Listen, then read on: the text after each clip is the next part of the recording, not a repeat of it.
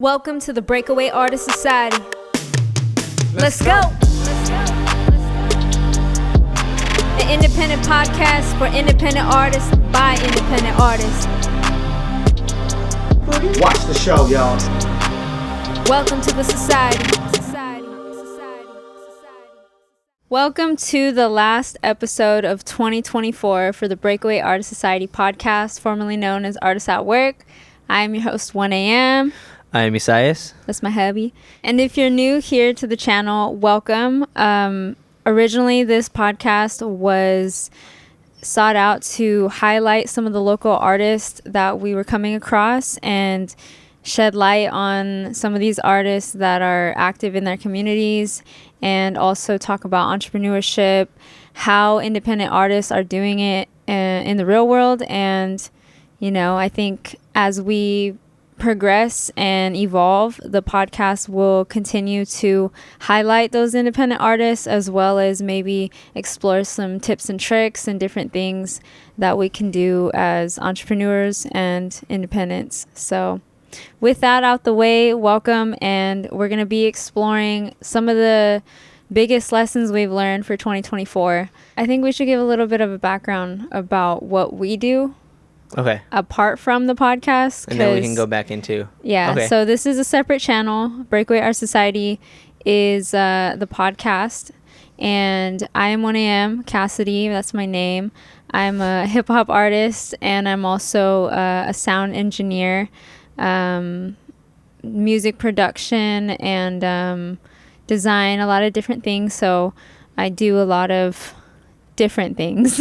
And you're making your way through academia, which and basically yeah, means... and I'm soon to be a graduate with my bachelor's degree, A. There we go. So we'll see where that takes me with my career, if I decide to start a business or if I decide to work for a company. We'll see where that goes, but regardless, I'll be continuing to work on music. And it's funny because we also do videos together, me and you. We do music videos for artists and different content for Instagram and whatever. It's all really necessary and needed. It's all together. And I think you should share a little bit about what you do. So yeah, me in a nutshell, I mean, I worked retail, I worked in foods, but I wasn't thriving. I didn't want to be in any of that. And then I was working like at O'Reilly's in cars, but these last couple years I started landscaping. And one of the side businesses that me and my buddy John started, that I actually registered it as a legit business. And what we were doing as a side hustle, I actually realized I could do full time. So I've been trying that out since last year and most of this year. And yeah, so landscaping, home services, handiwork, so yeah, that's me. I'm really good with my hands, and I was able to test that out with the business. Definitely learned a lot of stress, but at the same time, there is that time freedom, which owning a business does allow, but it comes at a cost. Yep. That's what I'll say. But I think that's good because so this is a music podcast, but even though that's what it is, as independent artists, technically we are all independent business owners, like it or not. In practice, kind of. In practice, but some people actually have their artist name registered as a business, and that's how they operate. And then, that it's kind of in the same realm. Obviously, it's two different things. It's two different trades, right? Mm-hmm. But I think to have you be able to share some of the top lessons from starting a business in general, I think that could help people listening that are artists or do sort of independent music that you want to start a business. I think that can help, know, because it's the same process. When I was looking into starting my business, all that stuff is important to know, especially if you're trying to go full time, or even part-time if you're making a good amount of money. Well, I think it's a way from taking your whatever hustle you have, taking it legit and registering it, Yeah. like actually a license with the state, Right. then you can basically take yourself more seriously. And if you're an independent artist and you are able to basically, do your taxes with the money you've earned through your art, that looks good if you're trying to get a house, get a car, whatever. It's all the fun adulting real world stuff. I'm a support human for this poor dog over here. But anyways, So you're reeling it back. I'm reeling it back. I want to come back to now. We're here in 2024. We started the podcast back in 2020, and I started my business in 2022. Yep. What I wanted to do with this episode was just kind of share some of the biggest lessons that we've learned for 2024. For you, what was one big lesson that comes to mind? I think it's a lesson you could only learn after you go out and do something. I think the biggest lesson is, I hear other people say it too, is they're like, if you want to start something, don't wait. Like, just start. Mm-hmm. And if you don't know how to do something, you will learn in the process of doing that specific thing. Yeah. That's what's taken me from where I was a couple years ago to now.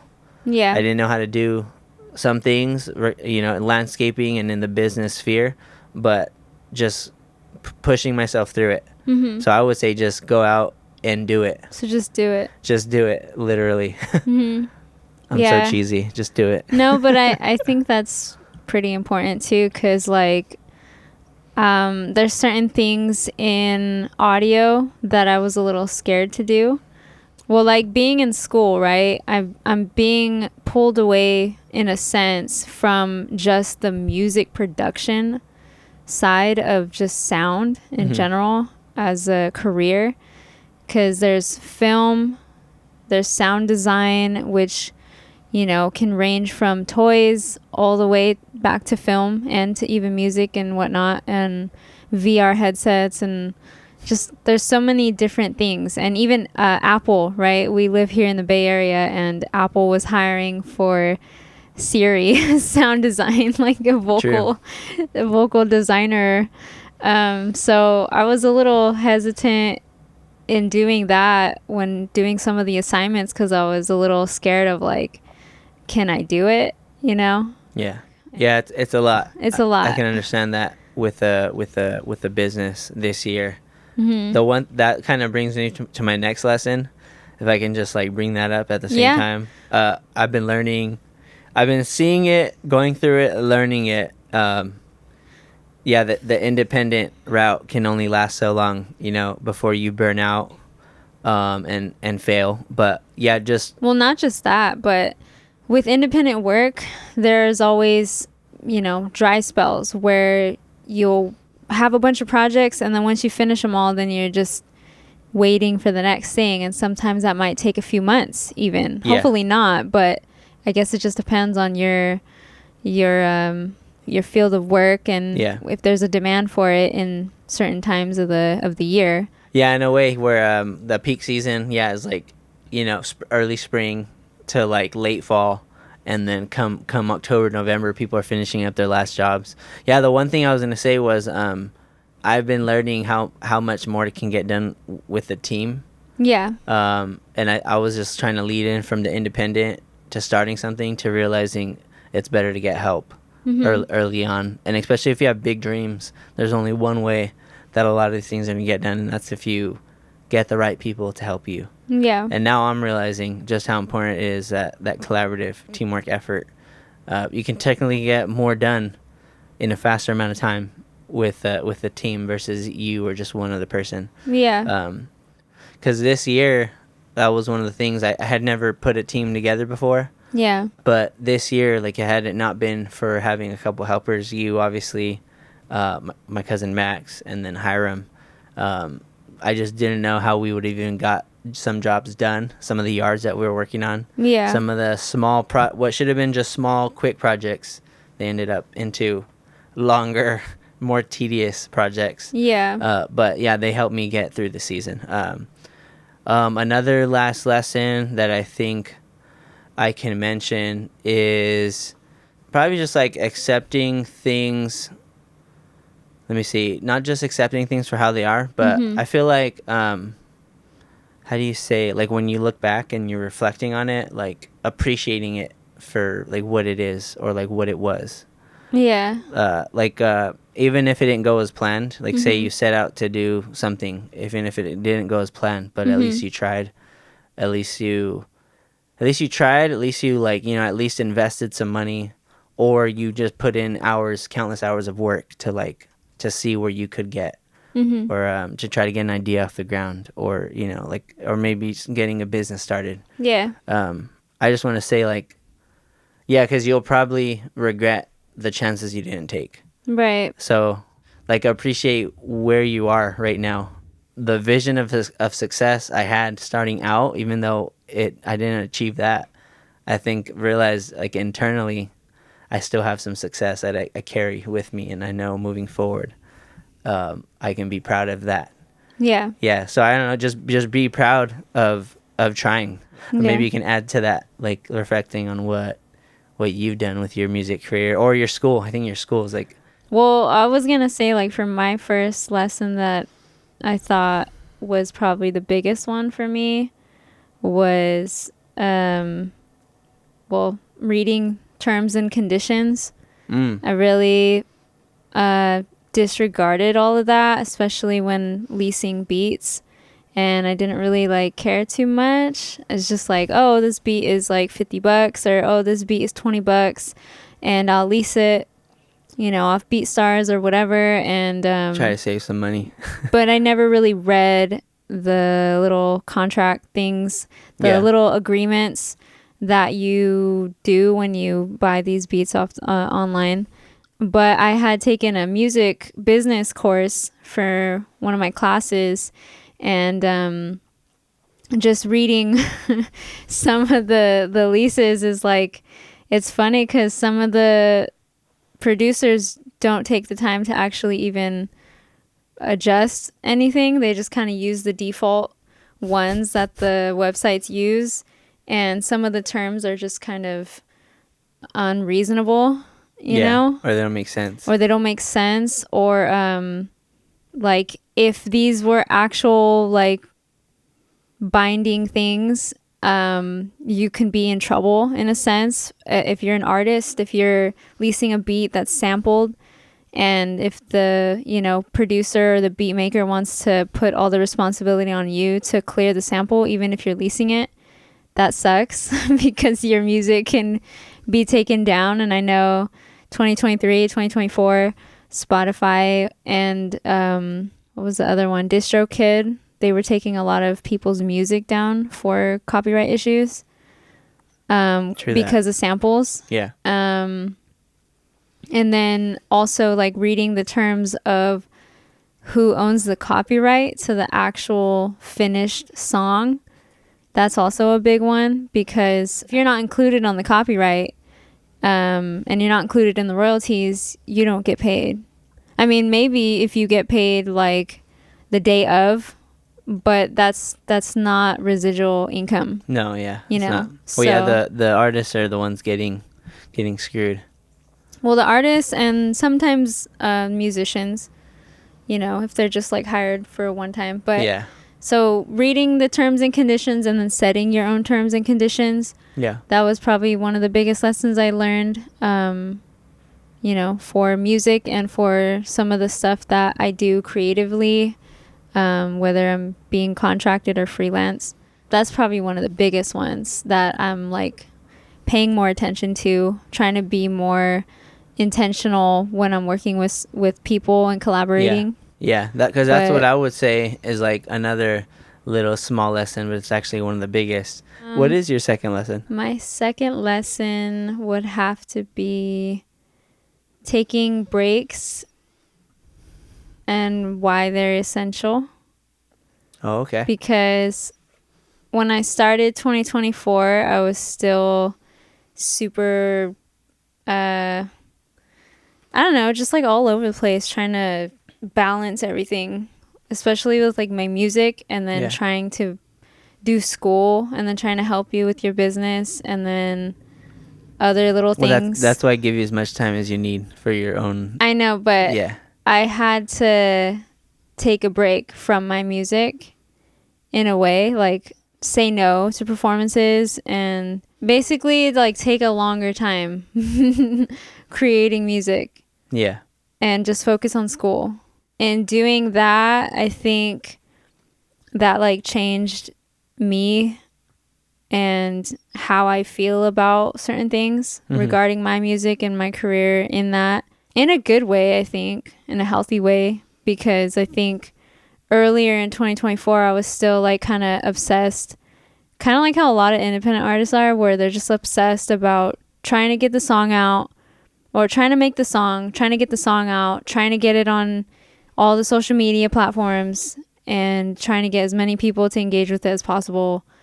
And then, you know, you're like a machine just constantly going and going and going. And then because we're human, we start to like doubt ourselves and we start to like not be happy with some of the results from all that. And it's just like a really exhausting back and forth thing. It's kind of toxic. And toxic too. Yeah.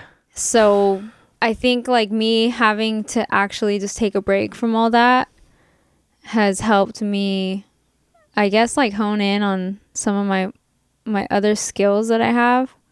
You know, like being a producer, sitting with other artists. That's kind of something that I was doing because of my school work too. But sitting with other artists and helping them develop, helping them make a song, and not me being the main person, but me helping someone else. Yeah, you're not the artist, but you're helping the artist. I'm helping orchestrate things, or even just mixing. You know, some of the other skills help me focus in on those and kind of sharpen those. Yeah, you're producing, you're doing the mixing, mastering. So so in taking a break, now that I'm learning more about, you know, a lot of the different things in the music industry, there's also a lot more things that I think I'd be happy to do, and I could still make music. You know what I mean? True. And it won't be tainted by this whole pressure to be a robot and try to like or try to. I'm thinking about the artists that used to be like, make a song a week for like 2, or a song a month for 2 years. Or even just the whole thing with fame, right? Success doesn't mean fame. It doesn't have to mean fame. You know, success, like me taking a break also kind of helped me reevaluate what I thought success was for myself. I mean, this could be different for anyone watching. That's fine. But for me, like, I don't necessarily want to be a famous rapper. Like, that's not really like my end goal. My end goal is to make impactful music and, you know, be able to impact in a positive way. Yeah, I would say that's my end goal now as well, is I want to do something where I make an impact, you know, unselfishly. Yeah, but at the same time too, being realistic of like, okay, that's one part of me. Another part of me also needs to bring in money to pay the rent, right? To pay for gas, right? Like, please. So it's a two-way street. You know, that's kind of something to consider for people who are pursuing, you know, a career in music, or even if you're trying to just start a business in something else. It's also difficult too, depending on what state you live in. Like, we live in California, so we live in one of the most expensive cities in the world. Yeah, and right now, California is probably one of the most expensive states to live in as well.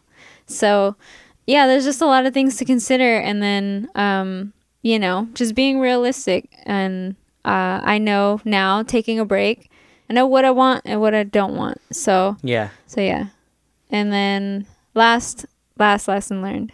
I think my third lesson. Did you write it down? No, I didn't. I didn't write my third lesson down. Well, again, my third lesson was like now reflecting back. Yeah. What is that like? I think I like your success one though. Success isn't fame.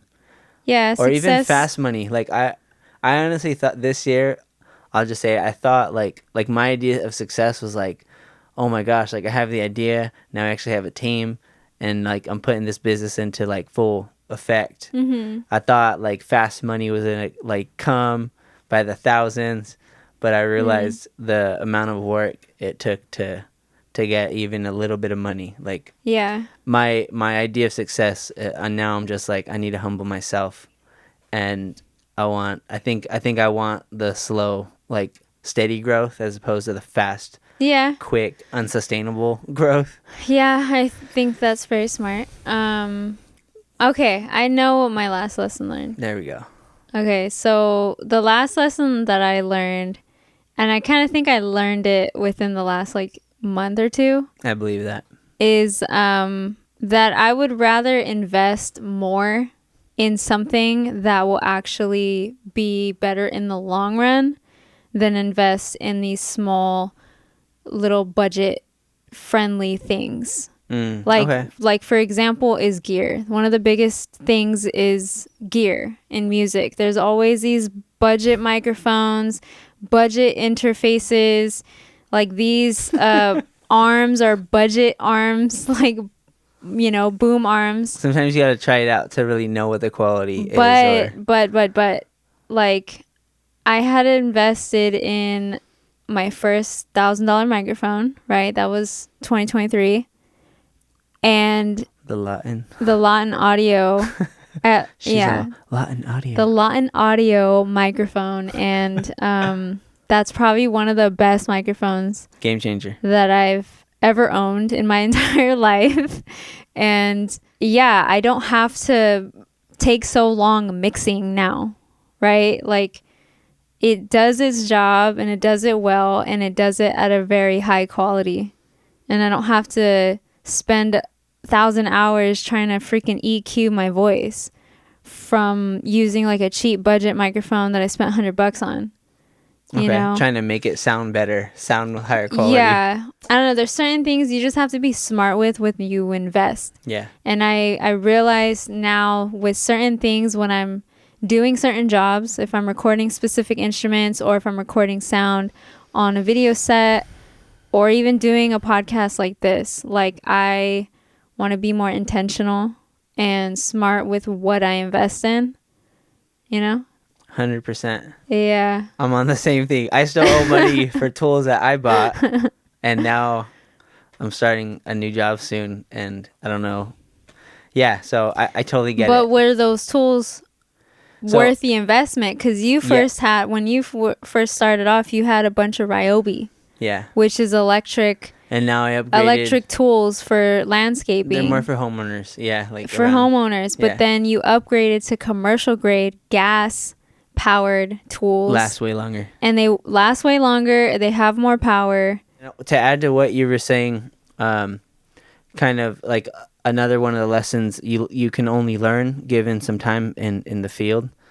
I think as a beginner, obviously you have to start off with, you know, the lower quality tools for anything. But then as you gain more skills, you learn, you know, like, okay, those don't serve me anymore. So you're obviously going to have to upgrade. Right. So it's okay to not, because you don't want to invest too much too soon. Well, yeah. And then not be able to utilize what you have. Right. I'm just talking from where I am now. I know, I've been doing this for like over 10 years. But for people starting out. Out, budget gear is awesome because you're still learning how to use it. You're still learning if you want to do this for a long time. So it's better to buy something that is not going to $20K put you in debt. So yeah, if you're trying to do music, budget gear is the best. If you're trying to do landscaping or any other thing, just something in your budget. Start with used gear. Be realistic, right? But if you've been doing this for years and years, like both of us, investing in the right gear at the right times, at the right time, and if you are investing in it, make sure that it's something that's going to last you. And so another thing to add, making sure you're making the investments, and is it sustainable? Again, right. You want to make sure you're getting some of that money back. Right. or at least you need a return on your investment. ROI. So yeah, those Any are final thoughts? those are probably the biggest lessons. Those are good lessons that we've both learned, and hopefully it's easy to follow. No, yeah, so real quick, just recap. Place. Like, if you guys want to do something, start it. There's plenty of resources out there. Mm-hmm. And don't waste your time thinking about it, because you already know if you have this curiosity inside you, this thirst to do something, then just do it.